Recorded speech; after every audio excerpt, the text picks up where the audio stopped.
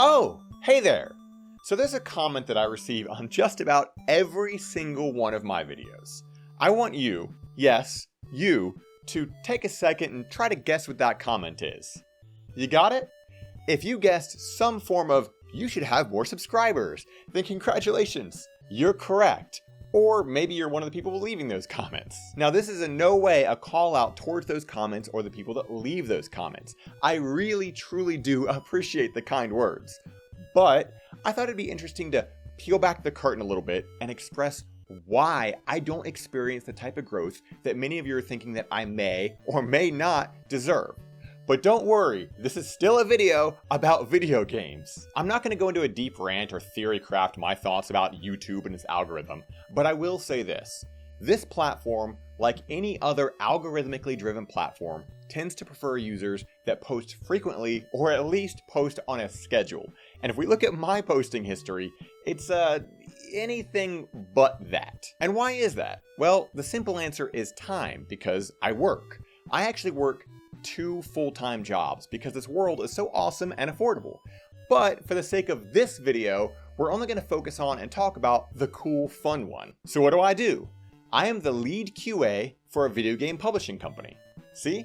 I brought it back to video games. That's right, I work in game development. Now, if you're anything like me 20 years ago, you may be wondering, how do I get into game development?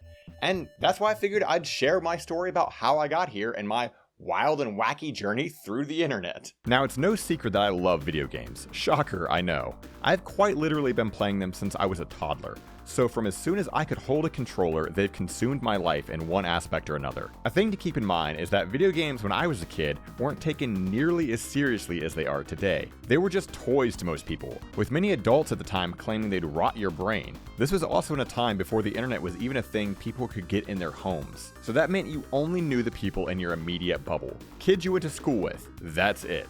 You just hoped that you could find someone else in your school who also played video games, so you'd have somebody else to talk to about them with, swapping stories about the different games you each had. Hell, I still remember a kid in my kindergarten class telling me all about Mega Man 3, and that Gemini Man could split into 2 bosses, and that absolutely blew my mind.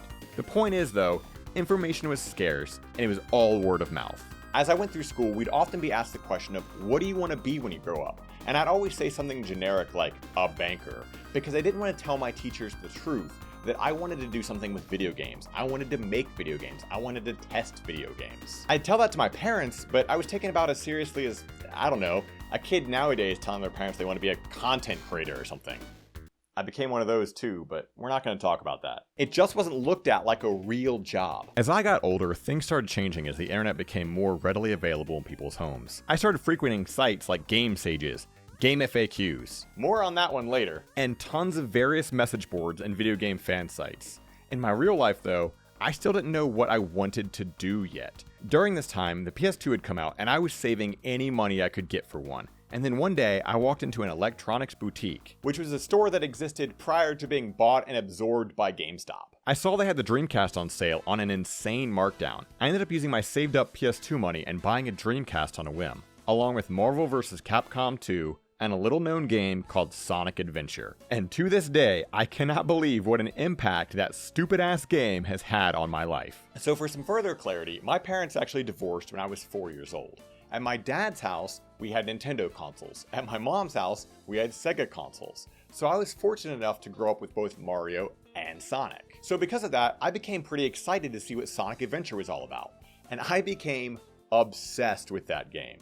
So much so that I eventually stumbled across a glitch guide on GameFAQs. I had never seen anything like this before. I was used to GameFAQs consisting of walkthroughs, but a glitch guide was entirely foreign. In that guide, I saw a glitch to get Tails into Emerald Coast, and my mind was absolutely blown. For those of you who have never played Sonic Adventure, you might be wondering why this is so mind-blowing for me, so let me explain. In the earlier Sonic games, the levels were set. It didn't matter who you played as, you experienced the same levels regardless, ignoring some slight differences between Sonic and Knuckles when you played Sonic 3 and Knuckles, but I digress. Sonic Adventure was set up much differently. The game takes place across multiple adventure fields that you can free roam and explore, all of which act as a central hub connecting different levels. Depending on the character you play as, You could go to some levels while not being able to go to others. Emerald Coast was not a level Tails could go to, so seeing a method to glitch him in there really was a mind-blowing experience. This was something the developers never intended for us to see, and there I was, seeing it. Playing it even. I read through that guide and did every glitch I could, and then I started searching for my own. I ended up contacting the author of that guide, and we friended each other over Yahoo Messenger of all things. During that time, I started submitting my own entries to his guide. He eventually introduced me to some forums that I started frequenting, where I learned about things like the Sonic 2 beta ROM that had been dumped onto the internet. Again, something that was just so utterly foreign to me. I somehow couldn't fathom that there was a version of a game different than what I owned, with levels in it I never played. As time went on, Sonic Adventure 2 would eventually be released, but this time, it was my turn to write a glitch guide. That's right, I wrote the Sonic Adventure 2 glitch guide over on GameFAQs.com, and it is embarrassingly bad because I was like 15 or 16 years old at the time, but it is still one of my proudest early internet accomplishments. The whole idea of glitching games didn't stop with Sonic though. I eventually did get a PS2 and became pretty obsessed with Grand Theft Auto 3 and Vice City when those came out. So obsessed that I went on to write yet another glitch guide, this time for Grand Theft Auto Vice City. From this point on, I was a tried and true glitch hunter. I also started dabbling with game design using tools like Click and Create and Adobe Flash. This was like a golden age for me on the internet, but there was still the real world to contend with. Throughout junior high and high school, there weren't really classes or courses you could take about game design. And growing up in Ohio, the only hope that I had to work with video games was to get a job in a game store, and that wouldn't happen until much later on. So after I graduated high school, I just kind of bounced from one job to another as I moved from one state to another. Prior to now, there was only one job I ever had that was even related to video games. I've worked on an assembly line building CPAP breathing machines. I've worked as a cook. I've worked in a warehouse packing orders. I managed motherboard testing for Foxconn and Dell. I used to work in a surf shop's corporate headquarters. I've worked for various call centers for various companies. I've worked in various network operation centers for various data centers. Over the past couple of decades, I have worked a lot of jobs and consumed a lot of YouTube content, all while wishing I could do what they did, or wishing that I could work in video games, but not knowing what to do or how to start. For a long time, I felt like I was either born too early or too late to do what I actually wanted to do. Now that's not to say I was miserable or anything, I was just doing what everybody else was doing. Living my life, playing video games, working, just trying to get by. Just to be clear, I'm not trying to paint this as me like listlessly moving through life, struggling to keep a job and just drifting from one location to another. But when you speed through decades of jobs, it probably sounds like that. But again, that is not the intent, nor was that my life.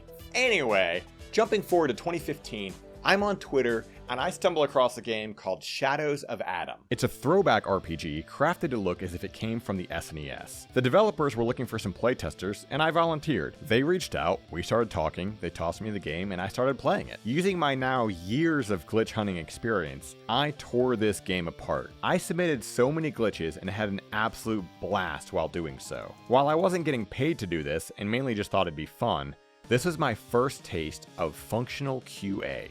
Later on in 2016, I'm at a game convention just taking it all in, and I stumble across a game that piques my interest. It was still very early in development, but the aesthetic caught my eye. Another retro-inspired RPG, but this time done with 3D models that evoked that PS1 era. That game was called YIIK, a postmodern RPG. I spoke with the lady running the booth who was working for the game's publisher, YIIK, and asked if they were looking for anyone to test their game. Since now that I had experience, I was quick to throw out that I'd just recently done some testing on another RPG, and since this one caught my eye, I'd love to do it again. We exchanged information, and after the con, I emailed her to keep in touch. We traded some info back and forth, and that was it. I didn't think much would really come of it, but figured why not at least put myself out there, you know? Life continues until out of the blue, in 2018, I see a reply to my email from 2 years prior. It was from the CEO and owner of YIIK, following up to let me know that Y2K was now in a place where they were ready to do some testing. I immediately jumped at the opportunity, and after filling out some paperwork and meeting my fellow testers, I dove into the game. And just like with Shadows of Adam, I tore this game apart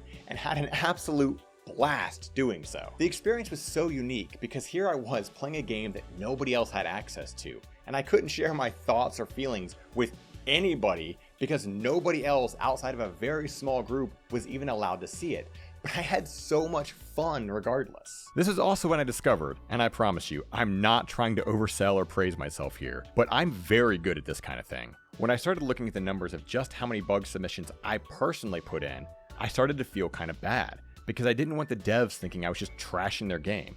But luckily, they didn't. It was just the opposite, in fact. You see, after my time with Y2K, the owner of YIIK told me that both he and the devs were very impressed with my work, and that if it was something that interested me, I should really pursue QA full-time. Those words instantly sparked an idea in my mind, and it felt like after years of wondering, how do I work in video games, I was somehow just stumbling my way into it. I took those words pretty seriously, but I still didn't know exactly what to do with them. I ended up sitting down and writing up a document, a pitch plan for services that I could provide indie devs. After I wrote this document, I was for some reason so emboldened that I sent it off to the CEO of YIIK and asked him if he'd take a look at it. I couldn't believe it, but he wrote back, gave me a ton of info, said it looked great, and even helped me make it look more appealing. And just like that, I was well on my way to starting my own independent QA business. Except, it never really got started. I made a website for it, had everything ready, and I even pitched it to various developers I'd see at conventions and whatnot. But it was really hard to get anyone to bite. I mean, for one thing, at conventions, everybody is already offering to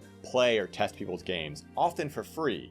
And then here I would come along saying, yeah, all of that, except also, you get to pay me, which for an indie dev can understandably be a hard sell. One of the main problems is that a lot of people don't know the difference between a play tester and quality assurance, but I promise you, they are two very different things. More often than not, you'll see people wanting to take the quicker, cheaper route of getting some free game testers to run through their title real quick and barely find anything, because they're not actively looking for things. But at the same time, I get it, because it's tough being an indie dev, and the vast majority of them are on extremely tight budgets. Life continued on, and 3 years later, in 2021, I received an email simply titled, "Still doing QA work?" And sure enough, there he was, the owner of YIIK. They had another title that was ready for some QA work called No Place for Bravery. And just like 3 years prior, I felt that spark and immediately agreed. What was originally supposed to be a short round of testing got lengthened, and then 6 months later, I was brought back to do more. Another 6 months, and it's 2022, and I'm asked if I want to do QA on the Junji Ito-inspired World of Horror. The next thing I know, I'm actively working on multiple games at once. Different games covering vastly different genres. Coming up with ideas and strategies on how I could best utilize my time to cover each game and make sure I could find as much as possible. As absolutely cheesy as it sounds, I really did feel like I found my calling. It was around this time that I finally got the courage to straight up ask for a position in YIIK, and lo and behold, I got it. I know this ending part might seem a little rushed and maybe anticlimactic, but I don't really know how else you end a story like that. I think the craziest part of this whole story is that Sonic the f***ing Hedgehog is essentially the catalyst as to how I got into the game dev industry to begin with. Never would I have imagined that being the case, and yet it is. So now maybe you're sitting there wondering, okay, but like, how do I get into game dev? So I'll be honest with you, I don't have a real answer, just some basic anecdotes, because everyone's situation is going to be different. You really just have to put yourself out there. I mean, obviously it depends on the field you want to be in. Like if you want to be an artist, you need to be doing art. If you want to be a musician, make music. If you want to code, you need to actually learn how to code. But alongside all of that, you need to be talking to people in the industry. Go to conventions, meet the devs, ask their story. You'd be surprised by how many people started in one field and ended up in another. At no point in time should you be feeling like you might have missed your opportunity. There are always ways to make new opportunities. Like I said, I've worked a lot of jobs, 99% of them having nothing to do with video games. And yet here I am, finally in the games industry, something that child me often dreamed about. I know this is a bit of a tangent video, and I really hope that it didn't come across as like preaching or patronizing. I just thought it'd be fun and maybe a little interesting to unravel the mystery of how one person got into the video game industry. So I'm editing the video right now, and as we reach near the end of it, I realized that I started the video off talking about like my upload schedule and why I don't upload as much because I work and I don't have time and blah blah blah. You just watch the video, you know. But the point is, I never brought that back full circle. Like, I never mentioned that ever again. I just kind of like abruptly end the video. So I was like, oh, I should probably fix that. So that's what I'm doing right now. I wanted to insert this segment here and just talk about that for a second. Basically, I wanted to make it clear that like this was in no way like a, oh god guys, I'm just so busy that I can't make YouTube videos anymore. That wasn't the intent. I don't want that to, you know, come off that way. That was definitely not what, you know, I wanted it to be. The point was that I just wanted to share why I don't make videos like once a week. Oh man, holding this with one arm is absolutely killer. Anyway, like I would love to make videos like once a week. I would absolutely love to, you know, get them out there faster. But right now it's just, I get them out when I can, because, you know, I do everything myself. I write, I shoot, and I edit, and I just do everything myself. So, and believe it or not, the shooting process, it takes me an hour to set up. Maybe one day I will show the whole process of what I do, because it's pretty stupid. But yeah, it takes me an hour, you know, that's a lot of time to set up and do all that. But yeah, but then I have to find the time to edit it and blah, blah, blah, blah. Point is, nothing's changing. You know, this is like my creative outlet. I love making YouTube videos. Like, as silly as it sounds, it's been like one of my dreams to make videos, and I'm doing it, and I plan to continue to do it. I've got tons of scripts that are written and ready to go, and, you know, I'm shooting when I can. So yeah, nothing's changing. Just want to make that very clear. But yeah, and also with the game dev stuff, I just thought it'd be fun to share that. Why not share my dumb little story? Maybe people would find it interesting or whatnot. And yeah, so just, that's the whole reason for the video. Anyway, just want to say super appreciate everybody who watches my stuff very much. I love the fact that you guys still come back time and time again for all my dumb antics and my, you know, whatever opinions that I throw out there on the internet. I really appreciate whether you're supporting me, you know, just by watching or commenting or whatever, or the Patreon, however you do it. I appreciate it, really, truly. So, yeah, just want to make that super clear. Now I'm just kind of rambling, so I'm gonna get back to the editing part and get back to the video, you know, proper. Here, you guys want to see my dog real quick? Oh, look at that. Adorable. All right. Anyway, thanks so much. Back to the video, just to see the ending, I guess. All right. Bye. If you thought it was cool or interesting, or maybe you have questions, or you just want to talk about video games, leave a comment and let me know. I really don't know how to end this one, so bye.